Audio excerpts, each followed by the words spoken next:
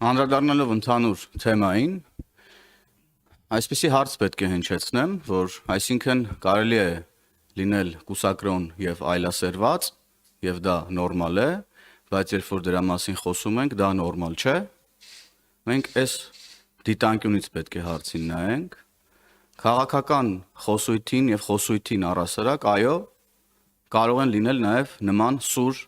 արտահայտություններ եւ որակումներ։ Եվ ես էլ կտամ այդ որակումը նման սրբապիղծ ուրեմն եկեղեցականներին։ Եվ ես ուզում եմ հստակ հայտարարել հիմա, որ մենք թե եկեղեցական, թե եկեղեցից դուրս գտնվող բոլոր սրբապիղծների դիմակը պատռելու ենք, հերթով, անուն առ ազգանուն, բոլորի դիմակը պատռելու ենք, բոլոր այդ սրբապիղծների, որոնք թաքնվել են սքեմի տակ, այս 7 տարի է, ամենավերջին բառամթերքով, ամենալկտի պահվածքով, կրոնի եւ սրբության հետ կապ չունեցող վարքագծով, թիրախավորում են Հայաստանի Հանրապետության պետականությունն ու հայ ժողովրդին, մենք այդ բոլոր սրբապիղծների դիմակը հերթով պատռելու ենք, անուն առ անուն։ Եվ եթե ձեր հարցի մեջ կար կոնտեքստ, որ անձնավորում եք, թիրախավորում եք, այո, անուն առ անուն թիրախավորելու ենք, անձնավորելու ենք եւ պատռելու ենք այդ սրբապիղծների դիմակը։ Եվ ես նորից եմ կրկնում. եթե կան որոշ շրջանակներ, որոնց համար սրբապիղծ կյանքով ապրելը նորմալ է, իսկ դրա մասին խոսելը նորմալ չի, ես նրանց հաջողություն եմ մաղթում իրենց հետագա կյանքում։ Մենք խոսելու ենք բոլոր երևույթներից եւ խոսելու ենք մեր ժողովրդի հետ։ Եվ այն մարդիկ, ես տեսա ինչ-որ տարբեր որակումներ, գրառումներ,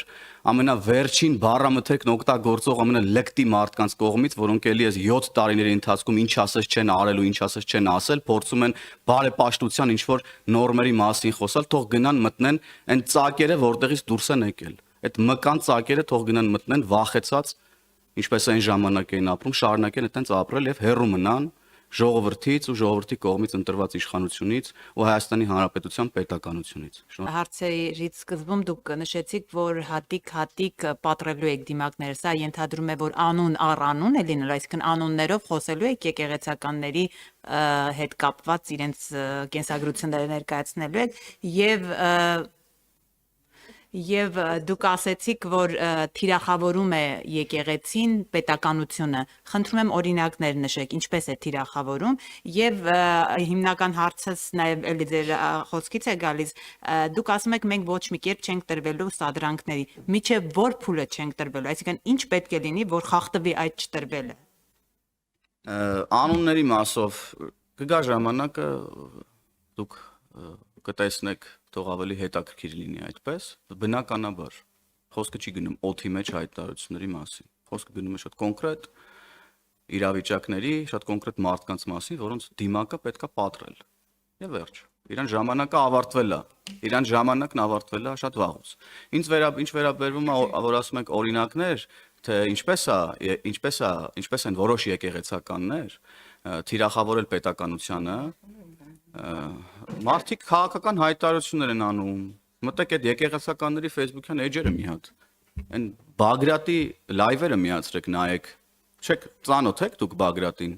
Գալստանյան, այն որ սառել էր, հիմա հետա հալեցրել են, ինչ են արել, ծանոթ եք